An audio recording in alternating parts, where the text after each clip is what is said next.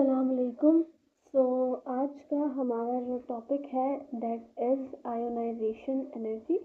और इस ionisation energy से रिलेटेड जितनी भी चीज़ें हैं वो सब आज हम डिस्कस करेंगे कि आयोनाइजेशन एनर्जी क्या होती है और इसका ग्रुप में क्या ट्रेंड होता है। और इसके अलावा इसके अंदर कुछ एक्सेप्शंस होती हैं।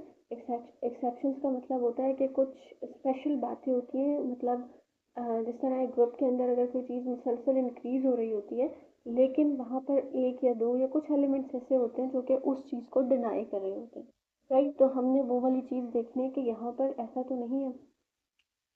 नेक्स्ट सबसे पहले हम चलते हैं आयोनाइजेशन एनर्जी की तरफ। सो आयोनाइजेशन एनर्जी सबसे पहले ये याद रखना है कि ये एक तरह की एनर्जी होती है। अब ये एनर्जी हमें चाहिए क्यों होती है? ये हमें एनर्जी हमें इसलिए चाहिए होती है कि जब हम किसी भी एटम के आउटर मोस्ट शेल में से, मतलब सबसे बाहर वाले शेल में से, जिसको हम वैलेंस शेल भी कहते हैं, उस शेल में से कोई इलेक्ट्रॉन रिमूव करें, अगर कोई इलेक्ट्रॉन बाहर निकालें तो जितनी एनर्जी हमें चाहिए होगी that is called ionisation energy, right. तो अभी हमारे पास इसकी क्या डेफिनेशन बनी है कि आपको किसी भी एटम के valence shell, outermost shell या सबसे बाहर वाला शेल, राइट, ये तीनों चीज़ें एक ही हैं, ठीक है। इन तीनों चीज़ों में से जब आपको इलेक्ट्रॉन निकालना पड़ जाए या आपको इलेक्ट्रॉन निकालना हो तो सम एनर्जी जो है वो हमें उसकी नीड होती है, that is called ionisation energy, right. ठीक है, अब हम चलते हैं कि हमारे पास आयोनाइजेशन एनर्जी के ग्रुप्स के अंदर और पीरियड के अंदर क्या ट्रेंड होता है, मतलब कि वो किस तरह बढ़ती हैं या वो किस तरह कम होती हैं, राइट। सबसे पहले हम चलते हैं इस वाली इमेज की तरफ, ठीक है। अब हमने ये देखना है कि हमारे पास ये वाली जो इमेज है ये डाउन दी ग्रुप है, राइट, कि ये इस तरह करके नीचे नीचे नीचे नीचे की तरफ बढ़ रही है। अब हमें ये पता भी है कि ये हमारे पास ग्रुप नंबर 1 के एलिमेंट्स हैं, मतलब हाइड्रोजन, लिथियम और सोडियम, राइट। अब हमने ये देखना है कि आयोनाइजेशन एनर्जी यहाँ पर बढ़ेगी या कम होगी। तो सबसे पहले ये याद रखें कि यहाँ पर आयोनाइजेशन एनर्जी हमेशा कम होती है, ठीक है। कम क्यों होती है? देखो, जब हम डाउन द ग्रुप बढ़ते हैं ना, सबसे पहले हम कंसिडर कर लेते हैं कि हमारे पास हाइड्रोजन है, इसमें हमारे पास एक शेल है, राइट। जब हम नीचे नीचे आते जाते हैं डाउन द ग्रुप तो हमारे पास नंबर ऑफ शेल्स में इजाफा हो जाता है, मतलब कि एक शेल हमेशा इंक्रीज हो जाता है। हाइड्रोजन में एक ही शेल था, ठीक है। लिथियम में हमारे पास ये 2 शेल्स हो गए, सोडियम में हमारे पास 3 शेल्स हो गए, पोटेशियम में हमारे पास इससे ज़्यादा शेल्स हो जाते हैं, राइट। तो होता क्या है कि हमारे पास ये जहाँ पर हाइड्रोजन लिखा हुआ है ये वाला सर्कल न्यूक्लियस है, ठीक है। और हम सबको पता है कि न्यूक्लियस के अंदर एक अट्रैक्शन होती है इलेक्ट्रॉन्स के लिए, राइट, राइट। तो होता क्या है कि वो वाली जो न्यूक्लियस की अट्रैक्शन है वो यहाँ पर जस्ट पहले शेल के इलेक्ट्रॉन्स के लिए है, राइट।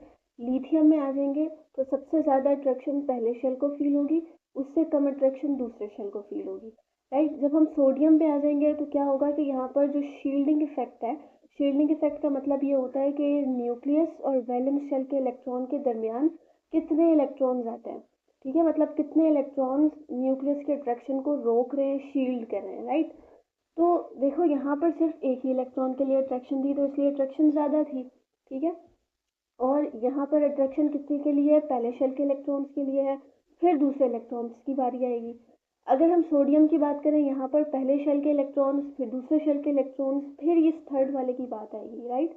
अब हम ये याद रखें कि हम आयोनाइजेशन एनर्जी में हमेशा वैलेंस शेल की बात करते हैं, मतलब आखिरी शेल की बात कर रहे होते हैं।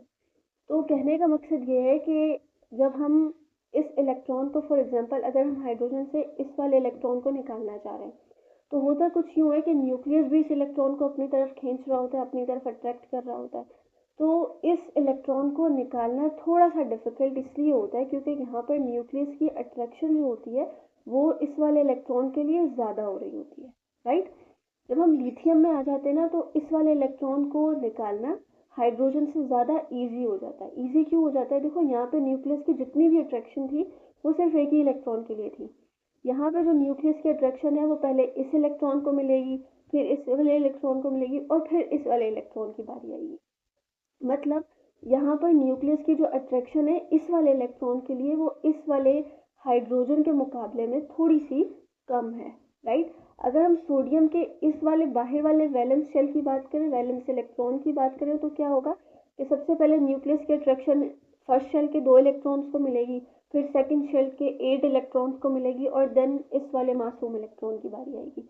मतलब सोडियम का इलेक्ट्रॉन निकालना सबसे ज़्यादा ईजी इस वजह से होगा क्योंकि इसके लिए हमें जो आयोनाइजेशन एनर्जी चाहिए वो कम चाहिए, ठीक है, क्योंकि न्यूक्लियस इसको अपनी तरफ कम एनर्जी से खींच रहा है, कम एनर्जी से अट्रैक्ट कर रहा है, लिहाजा हम इसको बड़ी आसानी से निकाल सकते हैं, ठीक है। तो तकरीबन तमाम ग्रुप्स के अंदर इसी तरह का जो है वो ट्रेंड होता है। मतलब अगर हम जनरल ट्रेंड की बात करें तो वो यही होता है कि हमारे पास जो डाउन द ग्रुप है वो आयोनाइजेशन एनर्जी डिक्रीज हो रही होती है। डिक्रीज होने की वजह ये होती है कि एटॉमिक रेडियस बड़ा होता है, और जब एटॉमिक रेडियस बड़ा होता है तो एटॉमिक रेडियस बढ़ने की वजह से हमारे पास शील्डिंग इफेक्ट ज़्यादा हो रहा है। शील्डिंग इफेक्ट ज़्यादा होने की वजह से न्यूक्लियस की फोर्स ऑफ अट्रैक्शन इस आखिरी वाले शेल के इलेक्ट्रॉन के लिए हमारे पास बहुत ज़्यादा कम रह जाती है, लिहाजा हम उसको थोड़ी सी एनर्जी लगा के बड़ी आसानी से इलेक्ट्रॉन को निकाल लें।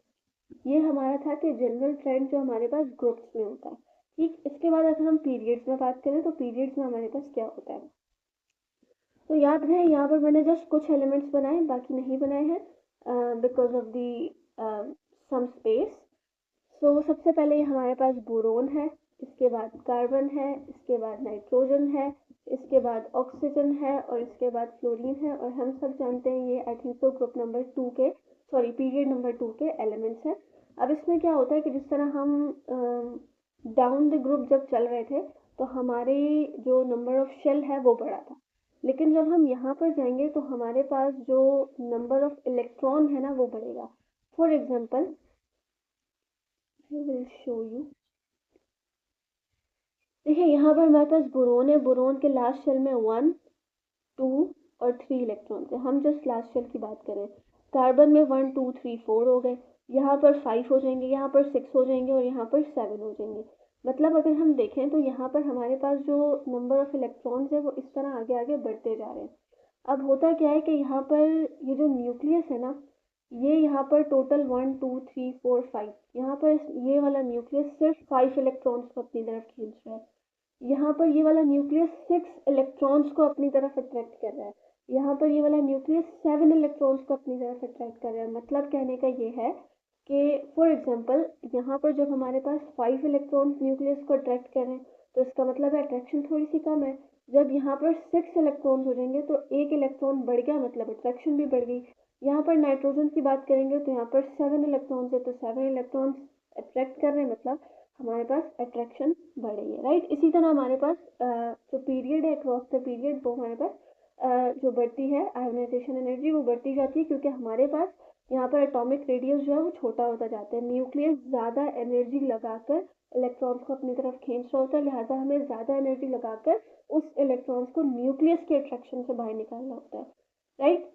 अब हम चलते हैं कि हमारे पास इसके क्या क्या एक्सेप्शंस होती हैं अकॉर्डिंग टू अवर बुक, ठीक है। तो इस वाले पूरे पैराग्राफ के अंदर जस्ट हमारे पास यही बात बताई गई है जो मैंने आपको बताई कि atomic radius round the group कैसा होता है और वैसे कैसा होता है, राइट। सो ग्रुप नंबर 3 के ऊपर अगर हम चलेंगे, wait for a minute, right.